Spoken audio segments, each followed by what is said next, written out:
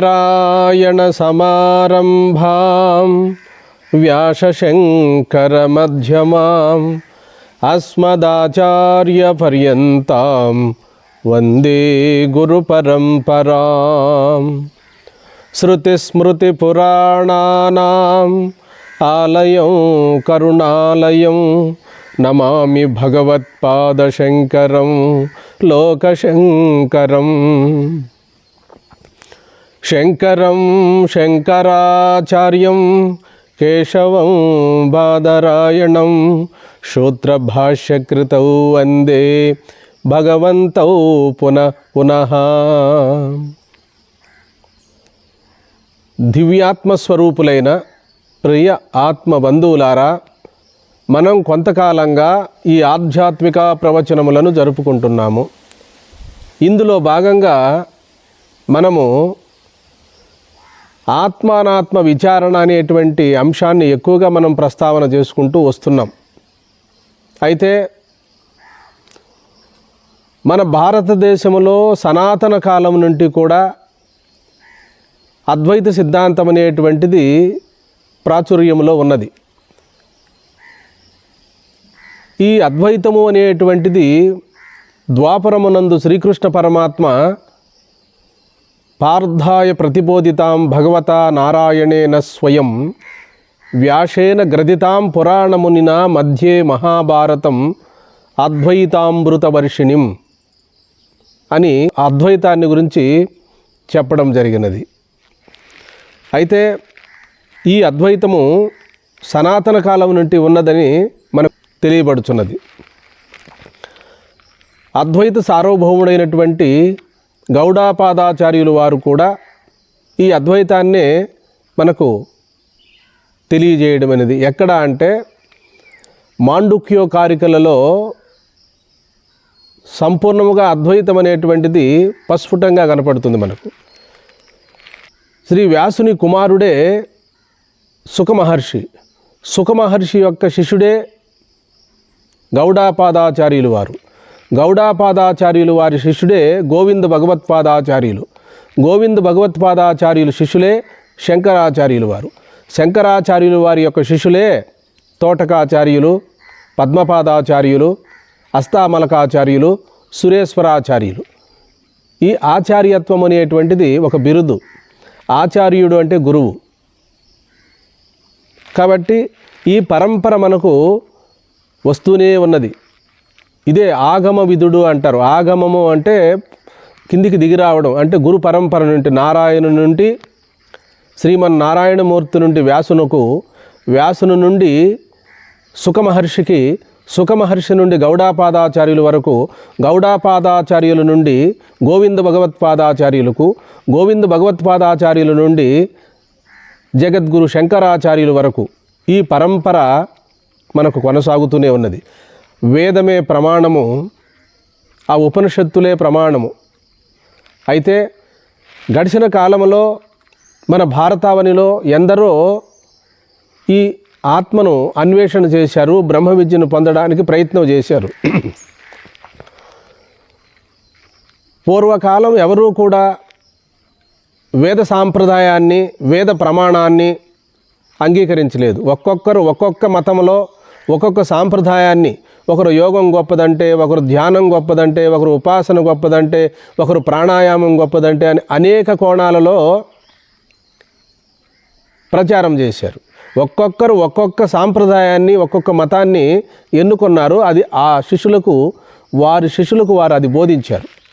అయితే జగద్గురు శంకరాచార్యుల వారు మాత్రము వేద ప్రమాణముతో, ఆ ఉపనిషత్తుల ప్రమాణముతో శృతి, యుక్తి, అనుభవం, శాస్త్రవాక్యము, గురువాక్యము, స్వానుభవము అనేటువంటి అంశాలను మనకు అందజేశారు. ఇక సాధకుడు సాధన చేసేటువంటి అంశం ఏమిటి అంటే, ఎక్కడో పరమాత్మ ఉన్నది, ఆ పరమాత్మను సాక్షాత్కరింపజేసుకోవాలి అనేటువంటి ఆరాటము, పోరాటము సనాతన కాలం నుండి ఉన్నది. అయితే శంకరాచార్యులు వారు చెప్పేటువంటి అంశం ఏమిటి అంటే, అది భూత వస్తువు, సిద్ధ వస్తువు, ఎప్పుడు నీకు సాధన చేయబడేటువంటి నీ సాధకుని యొక్క ఆత్మస్వరూపమై ఉన్నది. స్వతసిద్ధము, స్వతః ప్రమాణము, స్వయం ప్రకాశము. సిద్ధం బుద్ధం ముక్తం సర్వశక్తి సమన్వితం అని శంకరులు వారు తమ భాష్యాల్లో స్పష్టముగా అందజేశారు. అందుకని శంకరాచార్యులు వారి యొక్క ప్రస్థానములో మనము విచారించినట్లయితే ఈ విషయాలన్నీ కళ్ళకు కట్టినట్టుగా స్పష్టంగా మనకు అర్థమవుతాయి. శంకరులు వారి యొక్క రచనలు ఏమిటి అంటే ఉపనిషత్తులు, బ్రహ్మసూత్రములు, భగవద్గీత, వీటినే ప్రస్థానత్రయ భాష్యము అంటారు. అలాగే శృతి ప్రస్థానము, న్యాయ ప్రస్థానము, స్మృతి ప్రస్థానము, ఈ 3 ప్రస్థానాలను కలిపి ప్రస్థానత్రయ భాష్యం అంటారు. ఈ సృష్టిలో ఏకైకమైనటువంటి పరమ ప్రమాణమైనటువంటి అనితర సాధ్యమైనటువంటి గొప్ప బ్రహ్మ విద్య ఇందులో నిగూఢమై ఉన్నది. కాబట్టి ఎవరైనా ఆత్మానాత్మ తత్వాన్ని, ఆత్మానాత్మ విచారణ కానీ నిజమైన బ్రహ్మ విద్యను తెలుసుకోవాలనేటువంటి సాధకులైతేనేమి, భక్తులైతేనేమి, వీళ్ళంతా కూడా పరమ ప్రమాణమైనటువంటి వేద ప్రమాణాన్ని మనము గ్రహించాలి, అనుసరించాలి. కాబట్టి నాటి నుండి నేటి వరకు కూడా శంకరులు వారు నెలకొల్పినటువంటి అద్వైత పీఠాలు 4 ఉన్నవి. ఈ 4ంటిలో ప్రప్రథమ శృంగేరి శారదా పీఠంలో మనకు ఇప్పటి వరకు కూడా ఆ ధర్మాలు అద్వైత సిద్ధాంతం పైన స్పష్టంగా మనకు ప్రబోధించేటువంటి ఏకైకమైనటువంటి పీఠంగా మనకు ప్రసిద్ధి చెంది ఉన్నది. ఎవరికి సందేహం వచ్చినా, యోగం మీద వచ్చినా, ధ్యానం పైన సందేహం వచ్చినా, అద్వైత సిద్ధాంతం పైన సందేహం వచ్చినా, అద్వైత సార్వభౌముడైనటువంటి శంకరాచార్యులు వారి యొక్క నెలకొల్పినటువంటి ఈ శృంగేరి శారదాపీఠం అనేటువంటిది నాటి నుండి నేటి వరకు కూడా అవిచ్ఛిన్నముగా అద్వైత సిద్ధాంతాన్ని సమాజానికి ప్రబోధిస్తూ ఉన్నారు. మరి మనకు ఎవరికైనా ఏది సత్యము, ఏది నిత్యము, ఏది నిజమైనటువంటి ఆత్మ ప్రబోధమని మనకు మనసులో కలిగినప్పుడు ఏకైకమైనటువంటి గ్రంథరాజనములు ఈ 3 ఉపనిషత్తులు, బ్రహ్మసూత్రాలు, భగవద్గీత, ఈ 3నే ప్రస్థానత్రయ భాష్యం అన్నారు. ప్రస్థానము అంటే జీవుడు ఎక్కడి నుండి ఈ ఉపాధిలోకి వచ్చాడో, తిరిగి ఎక్కడికి వెళతాడో అనేటువంటి అంశాలన్నిటినీ కూడా కూలాంకుషంగా మనకు అందజేశారు. అందుకని ఈ ప్రస్థానంలో మనకు తెలుసుకోవాల్సినటువంటి విషయం ఏమిటంటే ఇది శారీరక మీమాంసని, బ్రహ్మ మీమాంసని, ఉత్తర మీమాంసని ప్రసిద్ధి పొంది ఉన్నది. వేదములోనే పూర్వమీమాంస, ఉత్తర మీమాంస. పూర్వమీమాంస అంటే గడిచిపోయినదని, ఉత్తర మీమాంస అంటే తర్వాత అని. పూర్వమీమాంసలో జైమిని మహర్షి 1200 సూత్రములను, ధర్మసూత్రాలను రచించారు. ఆ ధర్మసూత్రాలకు ఒక మహానుభావుడు శబరస్వామి అనేటువంటి మహానుభావుడు భాష్యం రచించారు. అలాగే వేదవ్యాస మహర్షి వేద రాశనంతా సంగ్రహించి విభజించి ఉపనిషత్తులను, బ్రహ్మసూత్రాలను, భగవద్గీతను కూడా రచించాడు.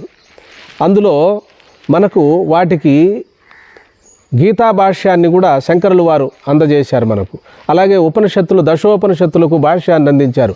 అలాగే 555 న్యాయసూత్రములకు, న్యాయసూత్రములు అంటే బ్రహ్మసూత్రములనే వాటికి భాష్యాన్ని అందజేసి మనకింకా లోతైన సమాచారాన్ని, ప్రతి అక్షరమునకు పరమార్థాన్ని మనకు అందజేసేటువంటి ఏకైకమైనటువంటి బ్రహ్మ విద్య మనకు శంకరులు వారు మనకు అందజేశారు.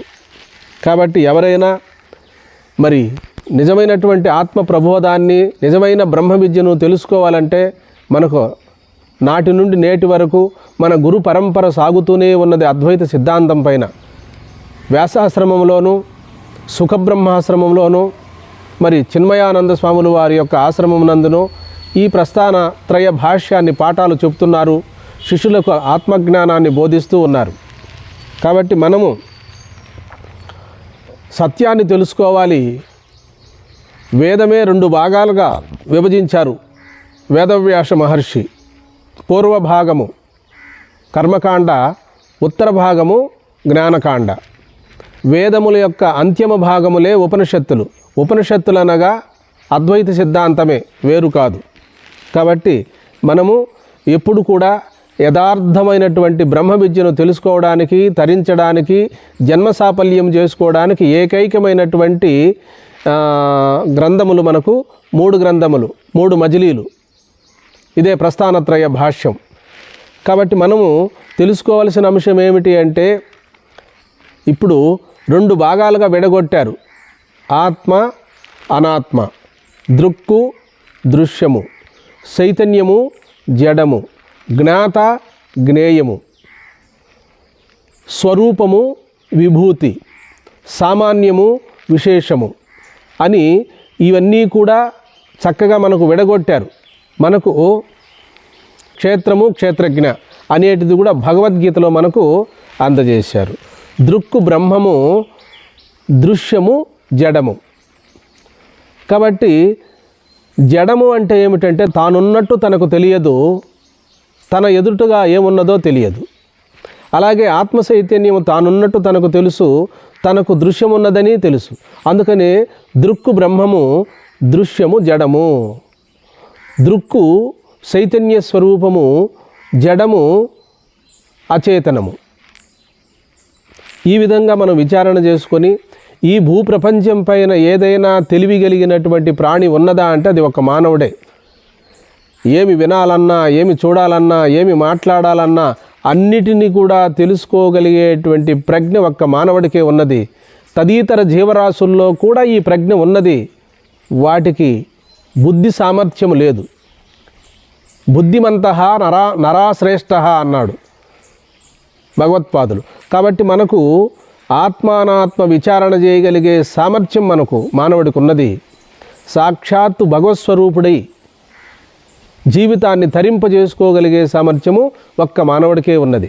అందుకని పూజలు, వ్రతాలు, ప్రార్థనలు, తీర్థయాత్రలు, సమారాధనలు ఇవన్నీ కూడా పరంపరా సాధన కిందికే వస్తాయి, ఉపాసనల కిందికే వస్తాయి.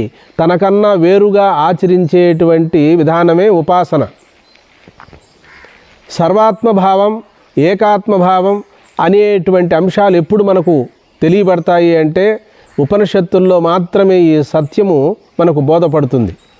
ఉపనిషత్తుల నుండి వచ్చినటువంటివే ఈ పురాణాలన్నీ కూడా, ఈ కావ్యాలన్నీ కూడా అక్కడి నుండి వచ్చినవే. మూల గ్రంథాలు ఏమంటే అవే. వేదమే ప్రమాణం మనకు. వేదమే మూల స్వరూపం. ఆ వేదస్వరూపుడే భగవంతుడు. కాబట్టి భగవంతుని ముఖారవిందముల నుండి వెలువడినదే శ్రీమద్ భగవద్గీత. ఒక్క భగవద్గీతను ఒక్కటి మాత్రం అధ్యయనం చేయగలిగితే మనకు జన్మ సాఫల్యం అవుతుంది. యోగికి కావలసిన సమాచారం ఉంటుంది, భక్తుడికి కావలసినటువంటి అంశం ఉంటుంది, జ్ఞానికి కావలసినటువంటి అంశం ఉంటుంది. సమస్తము ఒక్క భగవద్గీతలోనే మనకు లభ్యమవుతుంది. కాబట్టి అటువంటి భగవద్గీతను మనము తెలుగు వాళ్ళం కాబట్టి ప్రతి ఇంటిలోనూ, ప్రతి గృహంలోనూ కూడా భగవద్గీత ఉండాలి. ఒక్క శ్లోకాన్ని మనం చదివినా కూడా ఫలితాన్ని చెప్పారు ఫలశ్రుతిలో. కాబట్టి మనం ఇప్పుడు ధ్యానం చేసే విధానంలో కానీ, యజ్ఞం చేసే విధానంలో కానీ, పూజలు చేసే విధానంలో కానీ ఇవన్నీ కూడా వేద ప్రమాణమై ఉన్నవి.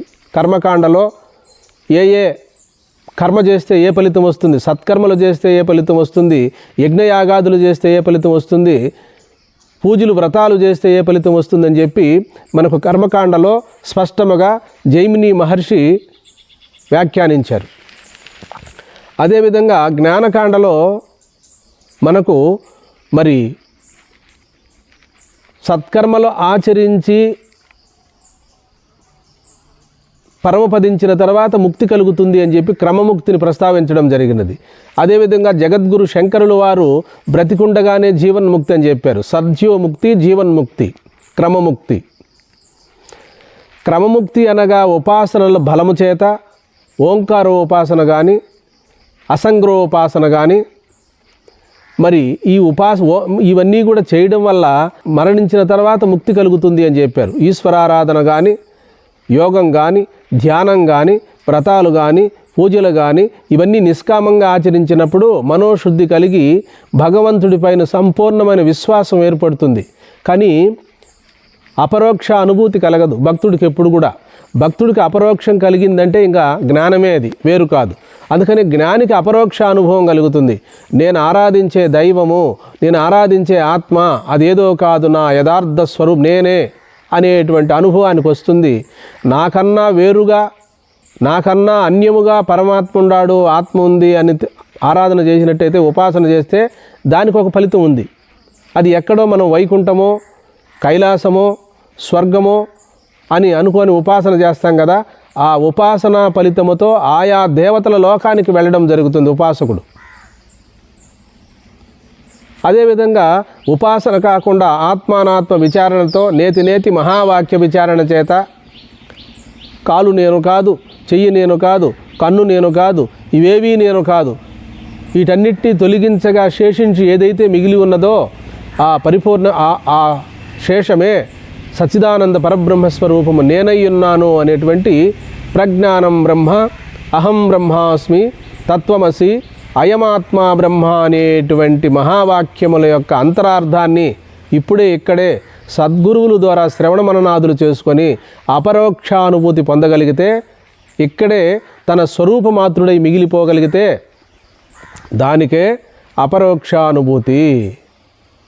ఉపాసనలన్నీ పరోక్షంగా భగవంతుడు ఎక్కడో ఉన్నాడని ప్రారంభమవుతాయి. నేను వేరు, దేవుడు వేరు, ఆత్మ వేరు, పరమాత్మ వేరు, జీవుడు వేరు, దేవుడు వేరు అనేటువంటి అంశము నుండి, సాధక దశ నుండి ఉపాసనలు జరుగుతాయి. కాబట్టి జ్ఞానమే గొప్పది, ఉపాసనలు తక్కువ అనడానికి లేదు. పరమాత్మను తెలిపేటందుకు ఈ ఉపాసనలనే మూలం అన్నాడు కదా. ఆత్మానాత్మ విచారణ చేసుకోగలిగే సామర్థ్యం లేనటువంటి వారికి ఉపాసన చేయడం. అంటే దగ్గర, దేనికి దగ్గర? గురువుకు సమీపమునని ఒక అర్థము, పరమాత్మకు దగ్గరని ఒక అర్థము. కాబట్టి ముందు అర్థాన్నే మనం తీసుకోవాలి. పరమాత్మ ఎక్కడున్నాడో మనకు తెలియదు, కానీ గురువుకు సమీపముగా ఆ పరమాత్మ తత్వాన్ని శ్రవణం చేయగలిగితే గురువుల ద్వారా ఆ పరమాత్మ నీవే అయ్యున్నావు అని చెప్పి గురువు బోధ చేస్తాడు.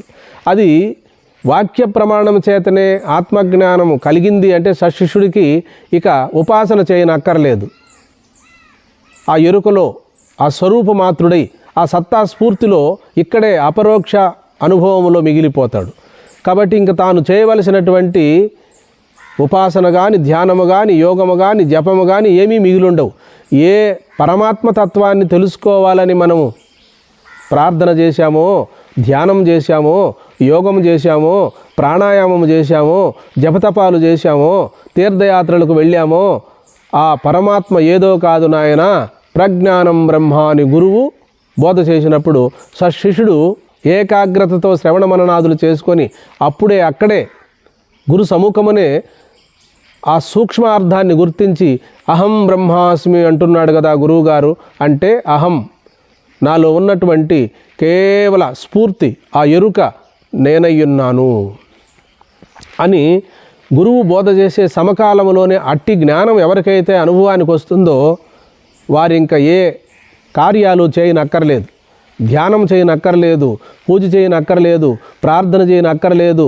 ఒకవేళ చేస్తే అది లోక సంగ్రహార్థమై ఆదర్శం కొరకు, సమాజం కొరకు చేస్తాడు. ఎందుకని? నేను ధ్యానం చేసింది, యోగం చేసింది, జపం చేసింది పరమాత్మను అందుకోసం కదా. ఆ పరమాత్మ సద్గురువుల ద్వారా నేను మరి నీవే పరమాత్మ అంటున్నాడు, అహం బ్రహ్మాస్మి అంటున్నాడు, తత్వమసి అంటున్నాడు. అంటే తత్వం అసి, ఆ పరమాత్మ నీవేనని చెప్పి బోధ చేస్తున్నాడు. కాబట్టి ఆ పరమాత్మ స్వరూపుడు నేనే అని చెప్పి అఖండ బ్రహ్మాకార స్థితిలో మిగిలిపోయినటువంటి సాధకులకు ఇక ధ్యానం చేయనక్కర్లేదు, ధ్యేయాకార స్థితిలో ఉండడమే. ధ్యానం చేసే దేని కొరకు? ధ్యేయ స్థితిని గుర్తించడం కొరకే. జపం చేసేది ఎందుకు కొరకు? ఆత్మానాత్మ విచారణ చేసుకొని ఆత్మస్వరూపుడై మిగిలిపోవడం కొరకే. ఆత్మ దర్శనం కొరకే ధ్యానము, ఆత్మ సాక్షాత్కారం కొరకే ప్రాణాయామము, పరమాత్మ సాక్షాత్కారం కొరకే ఈ పూజలు, వ్రతాలు, ప్రార్థనలు ఇవన్నీ కూడా మనము పరోక్షంగా చేస్తున్నాం. అపరోక్షములో ధ్యానం చేయాలన్నా, యోగం చేయాలన్నా, జపం చేయాలన్నా, ప్రార్థన చేయాలన్నా, ఏ కార్యాచరణ చేయాలన్నా నాలో ముందే ఒక చైతన్యం ఉండాలి. ఆ చైతన్యము నేనేనని గుర్తించినటువంటి సాధకులకు అదే చిట్ట చివరి జన్మ. ఇక వారు మళ్ళా జన్మకు రారు, మరలా జన్మకు రారు. ఎప్పుడు రారు అంటే తనకన్నా భగవంతుడు వేరుగా ఉండాడని ఉపాసన చేసినటువంటి వారికి ఉపాసన సిద్ధించకపోతే మళ్ళా జన్మ ఉంది. అదే ఉపాసన సక్రమంగా కానీ చేయగలిగితే, అనన్య భక్తితో ఉపాసన చేయగలిగితే మరి జ్ఞాని ఏ స్థితిని పొందుతాడో ఉపాసకుడు కూడా అదే స్థితిని పొందుతాడు అని చెప్పి మనకు వేదమే ప్రమాణం. మానవుడు చేసినటువంటి సత్కర్మలు సూర్యచంద్రాదులు ఉన్నంత వరకు కూడా అవి చెడిపోవు, ఫలితాన్ని ఇస్తాయి అంటాడు. కాబట్టి మనం ధ్యానం చేసేది, యోగం చేసేది, జపం చేసేది పరమాత్మ సాక్షాత్కారం కొరకు. అది భక్తి మార్గం. సరాసరి మహావాక్య విచారణతో ఆ పరమాత్మ ఏదో కాదు నీవేనని సద్గురువు బోధ చేసినప్పుడు ఆ అంశాన్ని గుర్తించగలిగితే అదే సద్జీవముక్తి, జీవన్ముక్తి. కాబట్టి ఈ భక్తులంతా వెళ్ళేటువంటి మార్గము శుక్లపక్షం. జగత్తునందు శుక్లకృష్ణములనేటి 2 మార్గములు నిత్యములుగా ఉన్నవి. మొదటి మార్గమున జన్మరాహిత్యము, రెండో మార్గమున పునర్జన్మ. అంటే ఉత్తరాయణ పుణ్యకాలములో ఈ ఉపాసకులు, ధ్యానం చేసే యోగులు, ప్రాణాయామం చేసే యోగులు వీళ్ళంతా కూడా శుక్లపక్షమునందు ఉత్తరాయణ పుణ్యకాలములో పగటి వేళ బ్రహ్మరంధ్రము గుండా, ఆ దశమద్వారము గుండా ప్రాణాన్ని వదిలేసినటువంటి వారు మొట్టమొదటగా సూర్యకిరణముల ద్వారా వాయుమండలము చేరుకుంటారు. వాయుమండలము ద్వారా చంద్రలోకానికి వెళ్తారు. చంద్రలోకం నుండి సత్యలోకానికి వెళ్ళి బ్రహ్మదేవుని 1000 మహాయుగాలు అయిపోయిన తర్వాత బ్రహ్మదేవుడు కూడా సగుణము నుండి నిర్గుణానికి మారేటువంటి స్థితిలో అక్కడికి వెళ్ళిన సాధకులకు, ఉపాసకులను అక్కడ బ్రహ్మజ్ఞానాన్ని బోధిస్తాడు. ఇక్కడ మనం గురువుల ద్వారా గ్రహించలేకపోయినాం కదా. ఏమిటి బ్రహ్మజ్ఞానం అని మనకు సందేహం వస్తే, ప్రజ్ఞానం బ్రహ్మ, అహం బ్రహ్మాస్మి, తత్వమసి, అయమాత్మా బ్రహ్మ. ఏ ప్రజ్ఞ ఉండి నీవు ధ్యానం చేస్తున్నావో, ఏ ప్రజ్ఞ ఉండి జపం చేస్తున్నావో, ఏ చైతన్యం ఉండి ఈశ్వరారాధన చేస్తున్నావో, ఏ చైతన్యం ఉండి జపతపాలు ఆచరిస్తున్నావో ఆ ప్రజ్ఞ ఏదో కాదు, వేదమే ప్రబోధించింది. ప్రజ్ఞానం బ్రహ్మ అని చెప్పి అక్కడ కూడా ఆ హిరణ్య గర్భుడైనటువంటి ఆ బ్రహ్మదేవుడు అక్కడ మహావాక్య విచారణ చేస్తాడు. సాధనలలో వేరువేరుగా ఉండవచ్చునేమో కానీ గమ్యం మాత్రం అందరికీ ఒకటే. క్రమముక్తి ద్వారా వెళ్ళినటువంటి ఉపాసకుడు కూడా తిరిగి జన్మకు రాడు. అతడికి పునరావృత్తి రహితమైన ముక్తే కలుగుతుంది, కానీ ఆలస్యం అవుతుంది అంటాడు. ఉపాసకుడికి బ్రహ్మతో పాటు 1000 మహాయుగాలు గడిచిన తర్వాతనే బ్రహ్మదేవుని యొక్క పగటి వేళలో మనం సృష్టి ఉన్నది. బ్రహ్మదేవుని యొక్క అవతార సమాప్తి, అదే అవ్యక్త స్థితి. అదే ఇక ప్రళయకాలం. బ్రహ్మదేవుడు అవతారాన్ని సమాప్తి చేసి విష్ణుపదాన్ని చేరుకుంటాడు. బ్రహ్మపదాన్ని చేరుకున్నప్పుడు తనను ఆశ్రయించినటువంటి భక్తులు, సాధకులు వీళ్ళందరికీ కూడా ఆత్మజ్ఞానము అక్కడ బోధించి తనతో పాటు అందరినీ అక్షర పరబ్రహ్మస్వరూపమైన ఆ విష్ణుపదాన్ని చేరతారు అని చెప్పి శృతి మనకు ప్రబోధిస్తుంది. ఇక్కడ మనం గుర్తించవలసిన విషయం ఏమి, అక్కడికి వెళ్ళిన తర్వాత కూడా ఆత్మజ్ఞానాన్ని పొందవలసినదే. సరాసరి భూలోకములో కూడా శ్రోత్రియులు, బ్రహ్మనిష్ఠులైనటువంటి సద్గురువుల ద్వారా మనము తెలుసుకోవలసిన అంశం ఏమిటి? ప్రజ్ఞానం బ్రహ్మ, అహం బ్రహ్మాస్మి, తత్వమసి, అయమాత్మా బ్రహ్మ అనేటువంటి అంతరార్థాన్ని గ్రహించి ఇక్కడే పరిపూర్ణ పరబ్రహ్మమాత్రులై మిగిలిపోవడం. అందుకే భగవాన్ శ్రీ రమణ మహర్షుల వారు ఇంత సమాచారాన్ని చెప్పలేదు. నీవెవరో తెలుసుకొనుము. నీవంటే దేహం కాదు, నీవంటే ఉచ్ఛ్వాస నిశ్వాసలు కాదు, నీవంటే చలించే మనసు కాదు, నీవంటే నిర్ణయించే బుద్ధి కాదు, నీవంటే ఈ చరాచర సృష్టి ఏమీ కాదు. ఈ చరాచరాత్మకమైన సృష్టిని వీక్షిస్తున్నటువంటి సాక్షివి, సర్వసాక్షివి, నీవే దృక్కు. కాబట్టి నీవే పరమాత్మ స్వరూపుడు అనేటువంటి అంశం తేలుతుంది. అందుకనే భగవాన్ శ్రీ రమణ మహర్షుల వారు నీవెవరో తెలుసుకొనుము అన్నాడు. అందుకనే సదా నీవు ఆత్మనిష్టలో ఉండుము. నేననే అహం అణుగుతుంది, అదే ముక్తి. ఆ నేననేటువంటి భావము ఎక్కడ పుట్టిందో అక్కడే అణుగుతుంది. అదే బంధ విముక్తి, అదే జన్మరాహిత్యము అని భగవాన్ శ్రీ రమణుల వారు చెప్పడం జరిగినది. కాబట్టి ఇవన్నీ కూడా మనం గ్రహించి ఇంతటి మానవ జన్మ వచ్చినది కనుక ఈ జన్మలోనే ఏది సత్యము, ఏది నిత్యము, ఏది శాశ్వతము అని గుర్తించాలి. మనము ఎవరో చెప్పినటువంటివి అంధవిశ్వాసాలకు లోనుగాక మనము మన బుద్ధితో, స్వబుద్ధితో, ఏకాగ్రత చిత్తముతో ఇక్కడే నాకు కనపడుతున్నదంతా దృశ్యమని పెద్దలు చెప్తున్నారు. నేను దృక్కును, అయితే దృశ్యము జడమని, దృక్కు బ్రహ్మమని చెప్తున్నారు. కాబట్టి ఆ బ్రహ్మము ఏదో కాదు, అహమస్మి, అది నేనే, అహం బ్రహ్మాస్మి, అది నేనేనని చెప్పి అనుభవానికి రావాలి. అట్టి అనుభవం సంపాదించినటువంటి జ్ఞాని ఇక మరలా జన్మ కలగదు. కాబట్టి జన్మరాహిత్యం అన్నారు. జన్మరాహిత్యం అంటే జనన మరణములకు అతీతమైనటువంటి పరబ్రహ్మస్వరూపం. నేనెప్పుడూ పుట్టడం లేదు, ఎప్పుడూ మరణించడం లేదు. కాబట్టి అజ్ఞాన దశలో నేనెవరో నాకు తెలియనటువంటి స్థితిలో నేను పుట్టానని, మరణించానని అనుకుంటున్నాను. ఈ పుట్టింది, మరణించినది దేహమే కానీ దేహమునకు అతీతమైనటువంటి ఆత్మస్వరూపం ఎప్పుడూ పుట్టలేదు, ఆత్మ ఎప్పుడూ మరణించినది కాదు, నేను ఆత్మస్వరూపమేనని చెప్పి అహమస్మి అని గుర్తించడమే నిత్యముక్త స్వరూపం. హరి ఓం.